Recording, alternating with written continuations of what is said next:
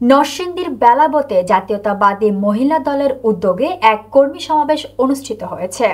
Channel H এর মনোহরদী থানা প্রতিনিধি মোহাম্মদ এমরুল ইসলামের পাঠানো তথ্য ও ভিডিও চিত্র থাকছে বিস্তারিত। শনিবার বিকেলে বিন্নাবাইদ ইউনিয়ন মহিলা দলের আয়োজনে লতিফপুর সরকারি প্রাথমিক বিদ্যালয় মাঠে এ সমাবেশ অনুষ্ঠিত হয়। সমাবেশে প্রধান অতিথি হিসেবে উপস্থিত ছিলেন সাবেক সংসদ সদস্য ও জেলা বিএনপির সিনিয়র সহসভাপতি অ্যাডভোকেট সর্দার সাখাওয়াত হোসেন বকুল।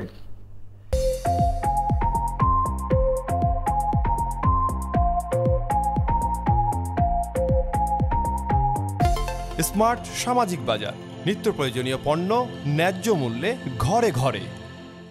বিন্নাবাইদ ইউনিয়ন বিএনপির ভারপ্রাপ্ত সভাপতি অসীম উদ্দিনের সভাপতিত্বে অনুষ্ঠিত এ কর্মী সমাবেশে আরও বক্তব্য রাখেন বেলাবো উপজেলা বিএনপির আহ্বায়ক ও সাবেক উপজেলা চেয়ারম্যান আহসান হাবিব বিপ্লব, উপজেলা বিএনপির সদস্য সচিব M A Quader Jalil, বিন্নাবাইদ union পরিষদের চেয়ারম্যান সুলতানা রাজিয়া স্বপ্না, উপজেলা বিএনপির যুগ্ম আহ্বায়ক আতাউর রহমান বাচ্চু ও মতিউর রহমান মতি, উপজেলা যুবদল আহ্বায়ক আক্তারুজ্জামান আক্তার সহ বিএনপি ও সহযোগী সংগঠনের অন্যান্য নেতৃবৃন্দ। বক্তারা বলেন, আগামী জাতীয় নির্বাচনে দলকে বিজয়ী করতে নারী কর্মীদের অগ্রণী ভূমিকা রাখতে হবে। এজন্য সকলে ঐক্যবদ্ধভাবে মাঠে কাজ করার আহ্বান জানান তারা।